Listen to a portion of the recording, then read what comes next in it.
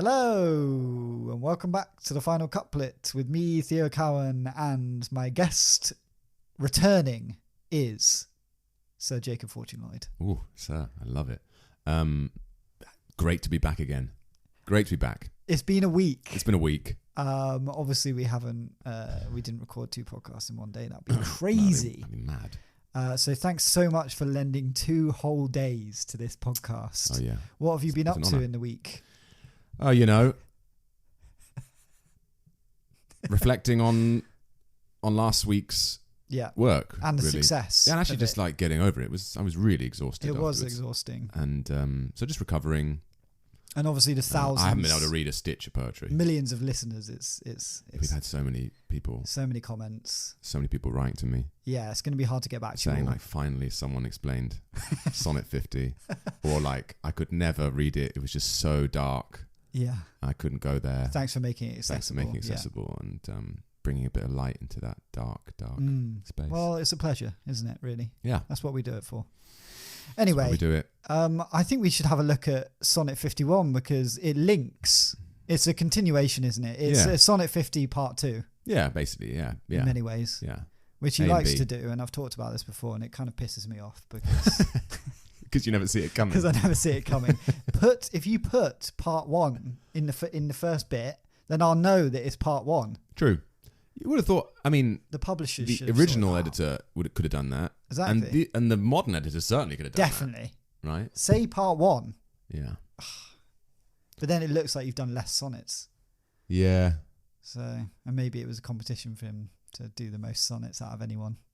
Yeah. He probably hasn't he? Has anyone done this many sonnets published? Oh, I don't know. There's the big one by Sydney, Astroville and Stella. I don't know how. Maybe that's bigger. Maybe I'll do remember. that next. There's one by Barrett Browning. Is there but yeah, I don't know. It's a pretty big one. It's a pretty big one. It's a lot. There's a lot. Yeah. Right. Sonnet 51. Jacob? Well, actually, should we do a little recap of Sonnet 50? Yeah, okay. I think that would make sense. Yeah. For if you're an idiot and haven't listened to 50, that would be insane. That would be insane. Stop right now. Stop right now and go back to Sonnet 50. Yeah, don't rely on this summation. No. It's a week ago. We can't remember. I know. What happened? I don't know. But if we were to have a crack at it, Jacob, what happened? God, if I was to really... An episodic recap. Yeah. Dredge through my memory. So yeah, Shakespeare's riding, we decided, homeward. Mm-hmm. Homeward bound, away from the love of his life, his friend. And he's not happy about it. He's not happy about it. No. The more he rides, the further he gets away from his love. Mm. And the horse is going unbelievably slowly, seemingly in sympathy with Shakespeare, because he's like, well, my master doesn't want to go, so I'll go as slowly as I can. Is Shakespeare grateful for that? Absolutely not. Absolutely not. Gives him a right kicking for it.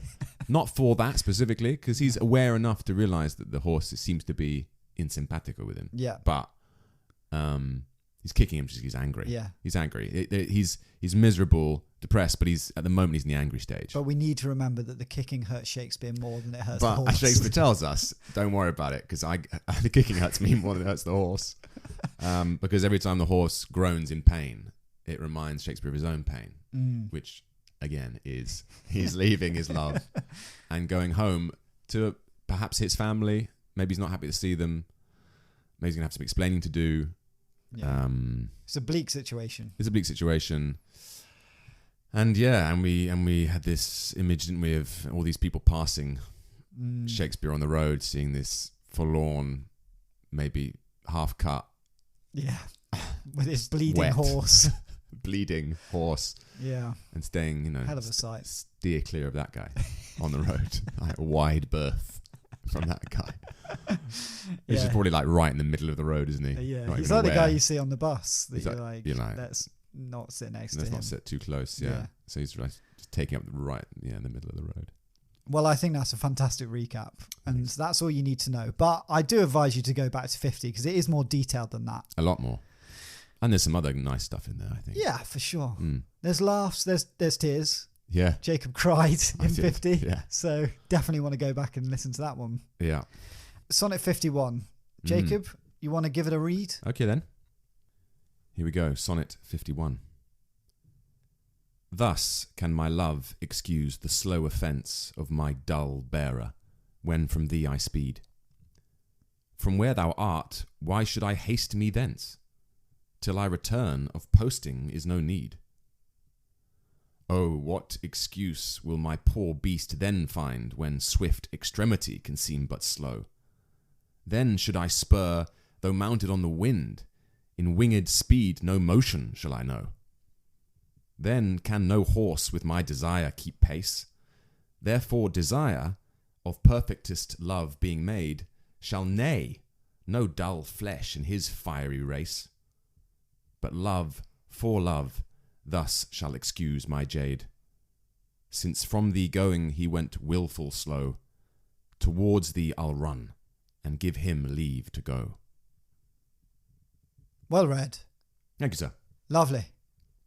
It's a tricky one, actually. It's a tricky one to read. There were points in that I thought, like, well done. Well done, you. Done. Like, yeah. Perfectist. Perfectist. I was a bit praying when I got to that word. Like, how's this going to go? Weird word, really. Yeah. Desire of perfectest love. Perfectist. Yeah, therefore desire of perfectest love. Strange. I suppose it's quicker than saying of the most perfect. Yeah. Sometimes I think, though, come on, Shakespeare. You're better than that. Yeah, is it okay to say? It's a real shame he's not alive. You tell him that in the flesh. You know what? I think sometimes we hold Shakespeare in this light that we can't say you could have done better there. Yeah, and I've said this before in my absolutely. I mean, episodes. You write 154 sonnets. Yeah, they're not all going to be perfect. There's going to be some duds.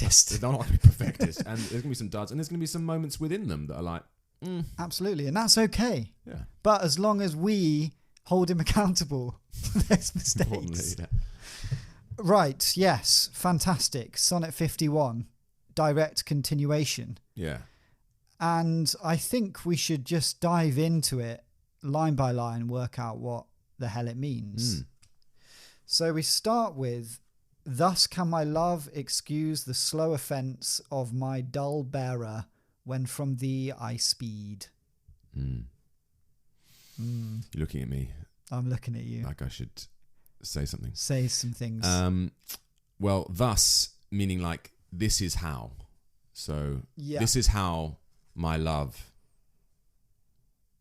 can excuse, give a reason, account for why my horse is going offensively slowly. Again with the horse. Again, I mean, just picks up where I left off. Because presumably, so some time has gone by, right? Because he's now going back. This is him going back. Yeah, this is returning to his lover, right? Yeah, this is him returning. Let's say he's going back from Stratford to London. Yeah. This is him going back. He's leaving his family. And the horse is still going unbelievably slowly, which was really appropriate before, but maybe not so appropriate now. So actually, maybe the horse isn't as intuitive.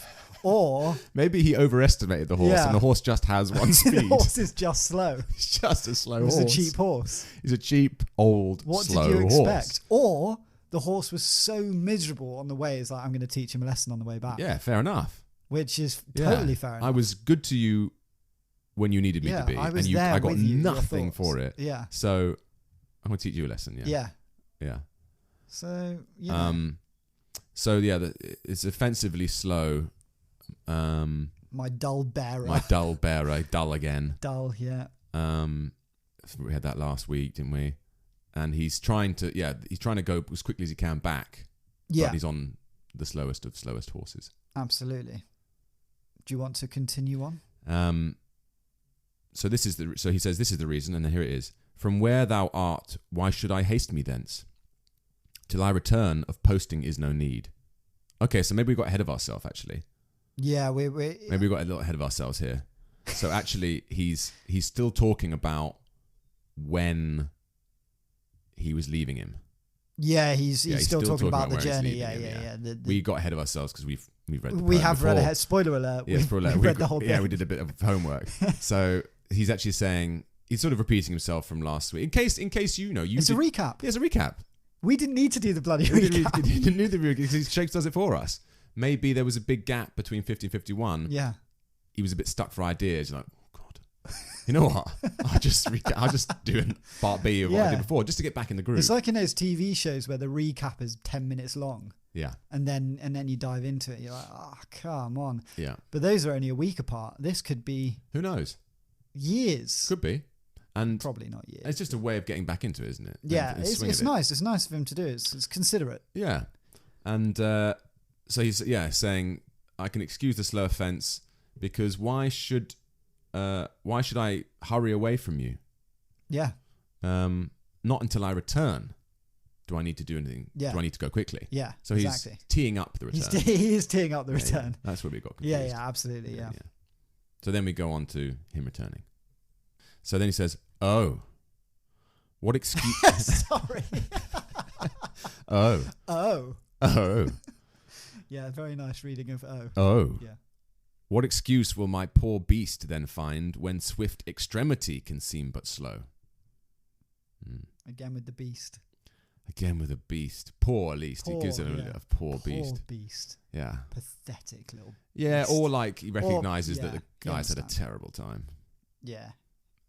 Maybe feeling a little bit bad for it now. Because he's at least he's probably a bit excited now. But he's talking about the horse finding excuses. Yeah, well, he's saying my horse won't be able to excuse itself for its slow speed. Right, so it better not be slow on the way back, is what he's saying. Yeah, but maybe he's predicting that he probably will be. And he won't be able to excuse himself because when he's going back, even going unbelievably fast will seem like he's really going slow.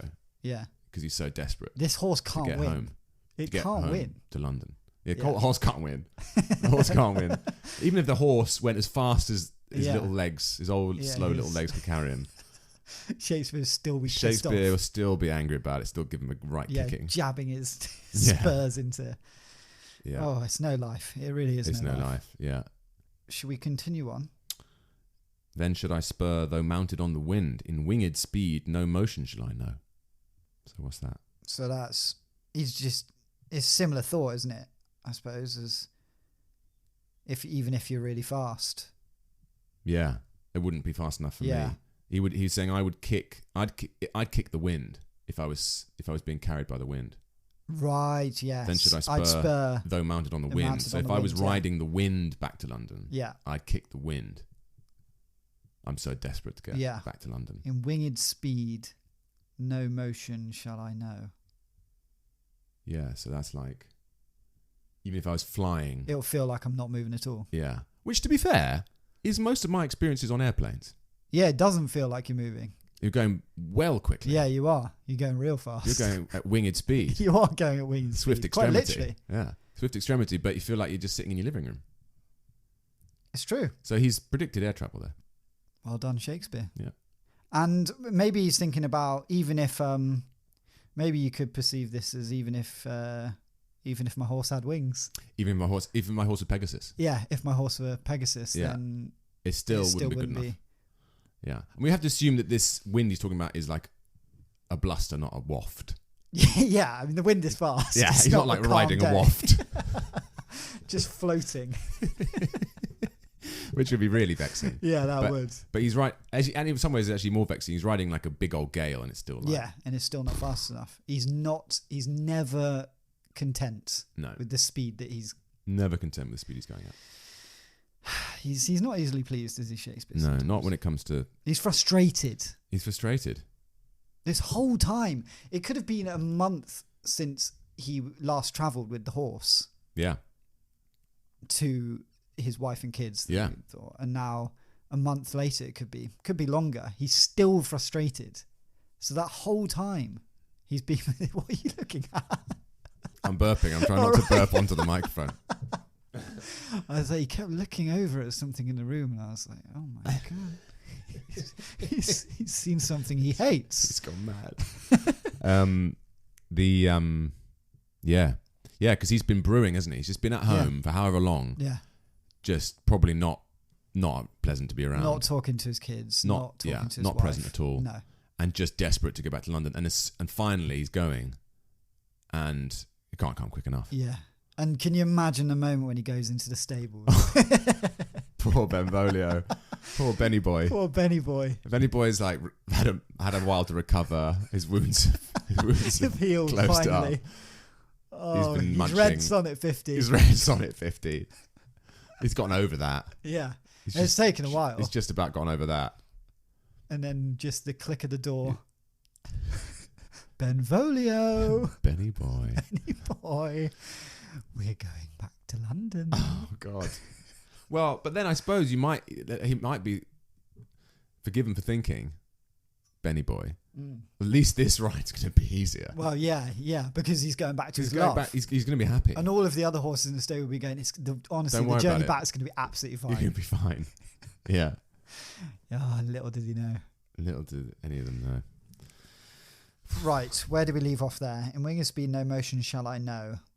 Then can no horse with my desire keep pace. Therefore desire of perfectest love being made shall neigh no dull flesh in his fiery race. But I mean, those are the toughest three lines we've come across. Yeah, those are hard. Those are thorny. Hard to read. Dense. Very dense. Yes. So he's saying that no horse would be able to keep pace with his desire. No right? horse in the world. He's admitting that no horse in the world could keep Yeah. up with what he needs. Yeah.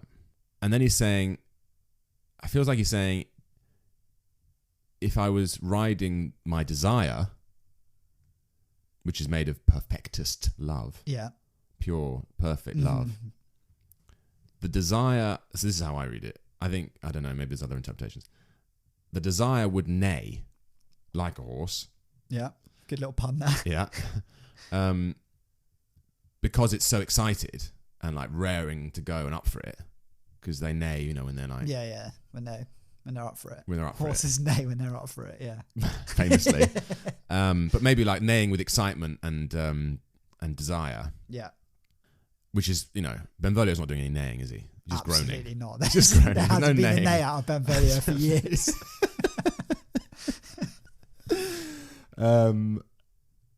Yeah, compared to Benvolio, he's no dull flesh. He's a fiery race. Yeah, so if he was if he was riding his own desire, if he was being like catapulted back to London on his desire, his desire would be neighing with joy. Yeah. And racing like fire. Yeah. Fiery race. Racing like Billy-O, Yeah. a fiery race. He wouldn't, because he's not made of dull, No. sluggard, like this shit old horse. sluggardizing flesh. Again, slagging him off. Slagging him off. Yeah, I think that's the right interpretation. I think that's how I read it. That makes sense. Yeah, I think so. Right, it is quite actually when you dig into it, it's a nice couple of lines Yeah. riding his desire and how fast. He that just keeps would be. building, doesn't it? Because he talks about riding the wind. There's no horse he could ride. Then he's riding his own need and longing. Yeah, And if that were the case, it would be fast as hell. It would be fast as hell. Yeah. That would be Concorde speeds. Concorde level speeds. Yeah. So then we have sort of final. We have like a final. Sorry, Theo, but we sort of have like a final trio here. Not Right. No. couplet. Hey, that's Occasionally fine. happens. That's okay. Yeah. That's okay. Sorry. But love, for love, thus shall excuse my jade. Since from thee going he went wilful-slow, towards thee I'll run and give him leave to go. That's nice. Finally. I mean, God almighty. God. We've been waiting for that line. We have, haven't we? And he knows it. He does, yeah. He knows He it. is giving that horse a tough old time. Yeah, he's really delivered there. So, but love, I think but he's talking to his love, but love, for love, like for the sake of love. Yeah, I think so. This is how I'll excuse. This is how I'll excuse my horse, or love will excuse my horse. Not really sure. Jade being horse. Yeah. Love for love, thus shall excuse my jade. I'll excuse my jade because my horse because of love. Yeah. Maybe. Yeah. Or finally, I'm feeling a bit of love towards the horse. Oh yeah. Rather than pure. Yeah, that's pure true. hatred. Seeing as he went intentionally slowly away from you. Yeah. Back then. Yeah. I'll give him some time off. let him go at his own speed, and I'll get off the horse and I'll run. I love this image. This really made me laugh when I read it, because I was like, I had to read it again and go, he is literally saying he's just going to run. Yeah, he's going to dismount and run. There's something so pure about that. Imagine the people who have seen him riding back to Stratford, and then they're riding to Stratford now, and they're seeing this madman who on the way to, but previously they saw like slumped over on his horse. And now they're seeing him running back to London like a with madman. His horse behind him. Yeah, and then like a few kilometres on, they see this horse just walking. Presumably the horse still has to carry all the gear. That's what I was thinking. Is he going to carry his own gear while he's running? No, he's not going to do that, is he? He's half horse, so half he's Sherpa, leaving all of the packs on the horse in the hope that the horse will... It's a pack horse. It's a pack horse. Will follow him. Hoping, yeah. Hoping. At this stage... There's a lot of hope in that horse. If I was that horse, I'd be off. And give him leave to go, to be fair. Yeah, in my book here it says go means walk. Ah, interesting. But, I mean, it could be leave to go. Yeah, we could. That's a nicer version for us that go where he wants. Just let him go free. Yeah, with all the stuff, though. Unless he is running with all this stuff. Shakespeare got a big old backpack on, yeah. Like he's not like he's in the army. Yeah, he's just packed do that, high. Brutal run with the pack on. And I wonder where in that journey he decided that he'd run. Yeah. Was it from the start? That's a hell of a run. City? Yeah, he's like, okay, I think I'll run now. It wasn't at Reading, was it? No, it was absolutely not at Reading Services. Yeah, he's just made it into the gates of the city. He's like, I'll run the last mile. And that'll look good also for my lover to see that I've run. Yeah. Brownie points. Yeah. Yeah. Have you run all the way from Stratford, yeah? Yeah. I'm absolutely knackered. Yeah, record time. Yeah. He definitely although he wouldn't then be... if he's running straight to his lover, he's going to be a right mess. He's going to be in a horrible state. Yeah. And if you want to be making a pretty good impression. Yeah, you'd hope that he goes and has a little shower and... Or then riding in on this poor beast probably isn't a great impression either. Sight. There's no sight worse than him riding in on that beast. Yeah, so he's got to go nip home for a quick... Yeah, he's got to scrub up. Couple of roses, maybe. Couple of roses? Get a couple of roses. Get a couple of roses. I thought he was bathing in them. He famously liked to bathe in roses. Did he? Shakespeare, yeah. Wow. It's a little known fact. Romeo and Juliet. Sorry. I apologise. Okay, so that's Sonnet 51. Yeah, finally the horse gets some bloody credit. Yeah, quite a nice ending. I'm really pleased that is the ending. And he didn't just keep slagging the horse off. Yeah, it's also like he realised a bit that he needed to redeem his own reputation. Yeah. And maybe someone said, you know what, in 50 you don't sound great, mate. Maybe the horses got together. Maybe that's why he's written 51 and recapped, because he's like, I need to go back here. Yeah, I need to make amends. Yeah. To the horses. Yeah. To all horse. To all horse kind. To all horse kind, yeah. Yeah, I think that makes sense to me. Yeah. Because, if I was a horse reading that, I'd be fuming. I'd be absolutely... I'd be neighing. I'd be neighing angrily. I would be neighing, yeah. And they do, maybe, neigh in anger. Yeah, surely. Yeah. All of them neighing in the stables. Yeah. Yeah. Neigh! And that's why he uses neigh in his plays quite a lot. Neigh. That's from the horses in his stable. Right. That's another sort of... not many people know about that. Yeah, I didn't. Yeah, it's a sort of scholarly thing that I know and not many other people know. Wow. Thank you for... You're welcome. Telling us. So next time you go to the RSC, just let them know that. I hear the neigh. Yeah, it's all about horses. Right then, Jacob, if you're ready, do you want to give your version of Sonnet 51? I'd love to, Theo. Yeah. Take it away. This is how my love for you can excuse the offensively slow pace of my sluggish horse as I ride away from you.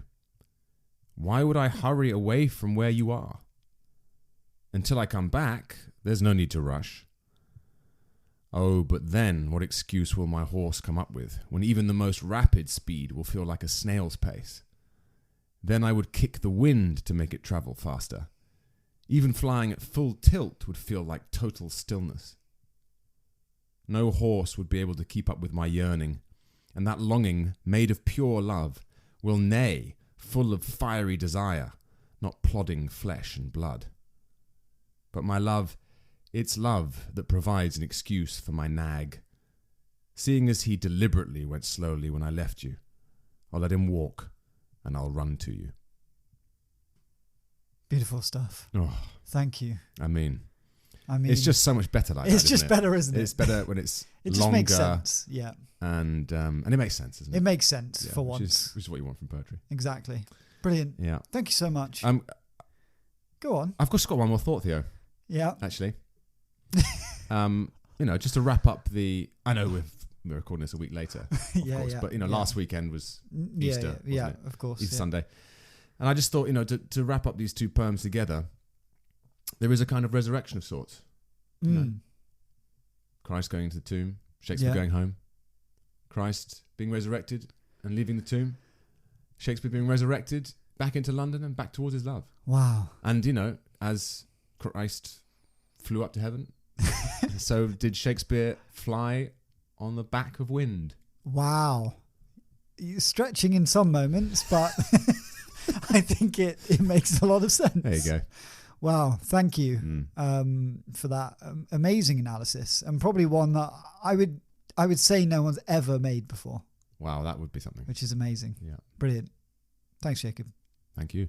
So, Sonnet 51, Sonnet 50, a bang of sonnets. A bang of sonnets. That's what I like to call them. Mm-hmm. And how have you found these two?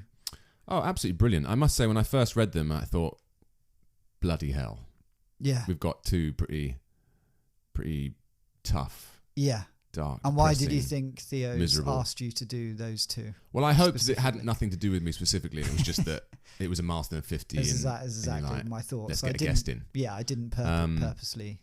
But, there was a bit of me that thought, does he think I'm the right man for the job? What does that say about me? Well, I thought Jacob hates horses. Jacob hates horses. Famously. We were in a play together called... Horse. No. They shoot horses, don't they? Well, that was the film title. The play title was called Marathon 33. That's true, yeah. So maybe that is in the back of my head. Your mind, yeah. There were other people in that play, but you really stuck out. I don't remember them. It was mainly us. But actually, there's some beauty in there. Mm. Yeah. And I really like the, riding the wind and all that stuff is great. And it's been a really enjoyable couple of sonnets. And I thought, there were more laughs than I thought there'd be. Yeah. I thought we'd struggle to find humour in this. So did I. But we did. Well, we made ourselves laugh at least. Yeah, let's not speak for anyone else. And that's all that matters, because podcasts are just for us. Exactly. They're just for the people speaking. They're just for the people making them. And you've brought with you some little titbits. I have, yes. So we talked about Easter. Last week was Easter Sunday. Of course. Last week, yeah. And so, inspired by Shakespeare finally giving his poor nag some goddamn credit. Yeah. For being, first of all, carrying him. Yeah. And the horse doesn't want to. But also for being such a sympathetic and sensitive soul. Yeah. I thought, how does Shakespeare treat horses, or his characters treat horses in general? Nice. Very interesting. In his plays. And the horses get a lot of attention in Shakespeare. Yeah. Lots. And people really lavish love and praise on their horses. That's nice. Yeah. So it's not all hate. It's not all hate crime. That's good. No. So I've got 3 examples. Fantastic. Magic I can't number. wait to hear them. Okay, so number 1 is from Henry V. And the Dauphin, who is the heir to the French throne, on the eve of battle against the English. And the French are feeling very cocky because they've got superior numbers. They're sitting around the fire comparing quality of armour and horses. Saying, my arm is better. No, my arm is better. My horse is better. And the Dauphin bangs on and on and on about his horse to the point where it gets kind of embarrassing. So he says, I will not change my horse with any that treads but on 4 pasterns. I'm not sure what that means. He bounds from the earth. Pegasus. When I bestride him, I soar. I'm a hawk. He trots the air. The earth sings when he touches it. The basest horn of his hoof is more musical than the pipe of Hermes. Wow. That's not all. It is a beast for Perseus. He is pure air and fire, and the dull elements of earth and water never appear in him, but only in patient stillness while his rider mounts him. He is indeed a horse, and all other jades you may call beasts. So he's got it in for other horses, but his horse. It is the prince of palfreys. His neigh is like the bidding of a monarch, and his countenance enforces homage. Wow, it's that's intense. A hell of it's a horse. Intense. And it goes on. I won't read anymore, but it goes on. And it goes on so long that the guys around him start rinsing him. You would. You'd You'd have to. You would. You'd have to for your own. It's like someone talking about their Ferrari or something. Exactly that. So Orléans finally has had enough and starts rinsing him. And he says, I have heard a sonnet begin so to one's mistress. Hey, sonnet. Nice. Yeah, I have heard a sonnet begin so to one's mistress. And this is the bit I love. Dauphin, I can imagine him, if it were me, being like, oh, I've gone too far here. I've really gone too far here. But rather than backing down, just doubling down. So he massively doubles down. He's like, yeah. Then he says, then they did imitate that which I composed to my courser, for my horse is my mistress. That's great. Yeah. And then they go on, and then they start getting all lewd about women and making various innuendos about horses and women. That's quite his vibe. Yeah, it's quite their vibe. They're French though, so yeah, it's the French that do that. Yeah, and as you say, I was exactly what I thought. This is exactly the way that men might lavish their attention on their cars now instead of because they were their relationships. The cars of the they were the cars of the time. Yeah, they cost loads of money. Mm-hmm. They were prized. They were given as gifts. Yeah, prized horses were given as gifts. I mean, horses are still really prized. They are in racing, but back then that was your Ferrari, that was your Bugatti, that was your quite I could list some other cars. Bugatti, what else we got? And it put me in mind of something else, which is that Shakespeare is very aware of that. And in another play, a play that I did. Here we go again. The Merchant of Venice. Portia, who is very wealthy, or she's going to come into a massive inheritance, and is being courted by various suitors who have to guess a riddle correctly to win her hand. She's complaining about one suitor and really keen that he doesn't get it right. She says, he doth nothing but talk of his horse. Ah, that's interesting. That is so the car comparison, isn't it? So the car comparison. Wow. So this was a thing. This is men who sit around talking about their fucking horses. That's good. That's really good. Yeah. I like that. So That's that was just a tale as old as time. Tale as old as time. A tale. Oh, yes, a tale. Oh, yeah. Okay, number 2. Ready? Yes. This is Richard II. He's in prison. I've heard of it. He's questioning one of his former groomsmen who looked after his horses. Right. About the coronation of Bolingbroke, who was taken over. Bolingbroke becomes Henry IV. And the groom tells him that Bolingbroke to add salt to add what's the phrase? To rub salt into the wound. Yeah. What was I thinking of? Insult to injury. To add insult to injury. Tells him that Bolingbroke rode in on his coronation on Richard's favourite horse. Ooh, that is brutal. Yeah. And Richard not happy about that. He says, rode he on Barbary? So he's got a name. Barbary. That's good. Yeah. Oh, so they did name horses. Yeah, they did name horses. Rode he on Barbary? Tell me, gentle friend, how went he under him? That's a great question. How went he under him? The groom says, I get through like gritted teeth here, so proudly as if he disdained the ground. And then Richard says, so proud that Bolingbroke was on his back? That jade hath ate bread from my royal hand. This hand hath made him proud with clapping him. Would he not stumble? Would he not fall down, since pride must have a fall and break the neck of that proud man that did usurp his back? Wow. Yeah, so he's pissed off at the horse. Pissed off at Barbary. Vexed with Barbary. Yeah. Wow. More than Bolingbroke.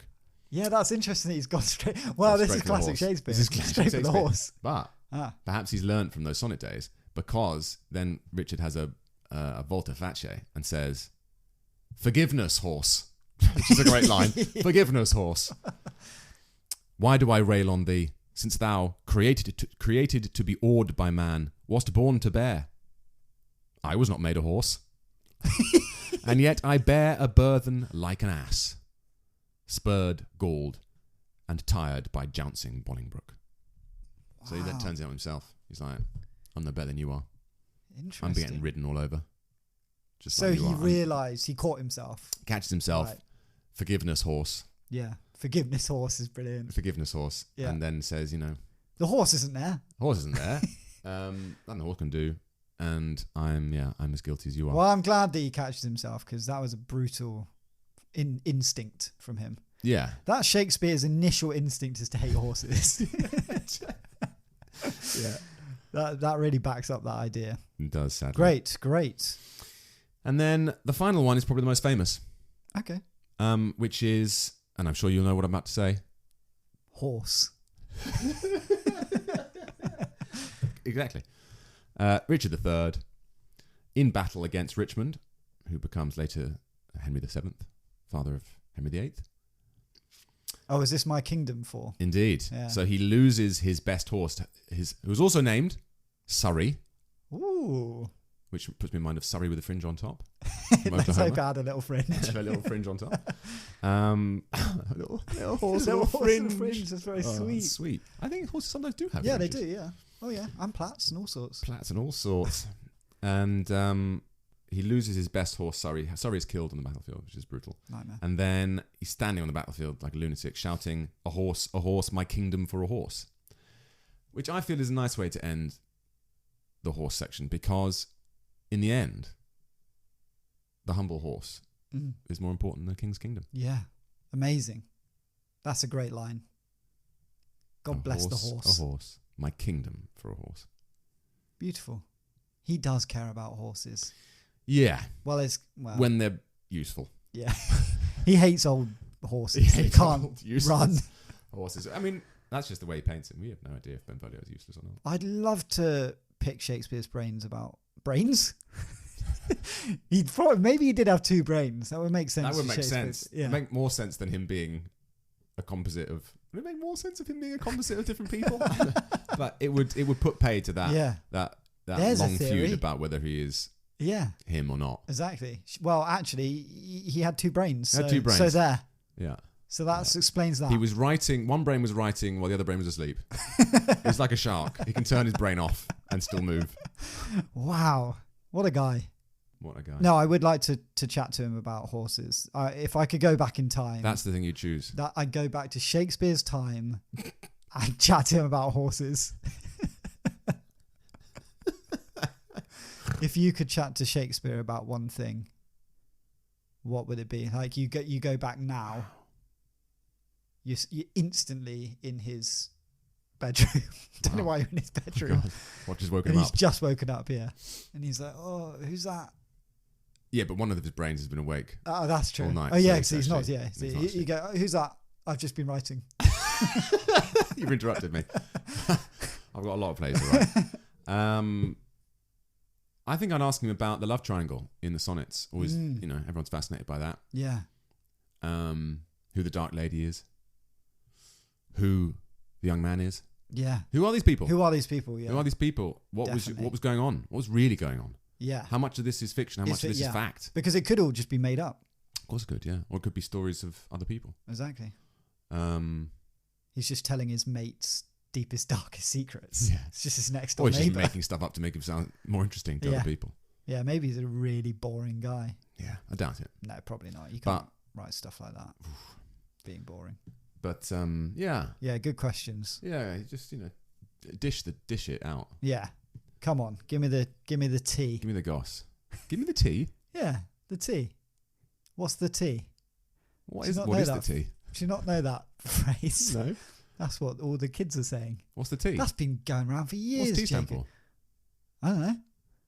I don't think it really matters. What's the tea? Give me the tea. What's the tea? Give me the gossip, basically. Oh, God. I really didn't think that this podcast would end on me trying to explain what tea is. I really hope you haven't edited this out. Fantastic. Well, Jacob, it's been a bloody pleasure having you on. And maybe one day you can come back and we can look at another for sonnet. number 100. Hey. And 150. Every 50 idea. I'll pop in. You do all the legwork and I'll pop in and take credit. For all the glory. For all the milestones. Brilliant. Well, thank you so much. Thank you. It's been a pleasure. Okay, we're back actually. This is a little bonus thing. If you've listened after we've said goodbye, we're back because Jacob insisted. Well, I looked up "give me the tea" because I was just like, that's enough. He just made that up. And then of course it was spill the tea. I mean, Theo insists that you can say "give me the tea." What's the tea? But if you said "spill the tea," then I'd be like, okay, fair enough. Well, I'm so sorry. I'm so sorry for not giving you the full context of the tea.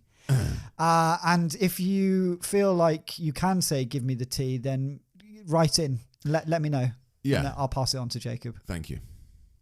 See you later again. See you later again. Thanks again. Thanks once more. Thanks.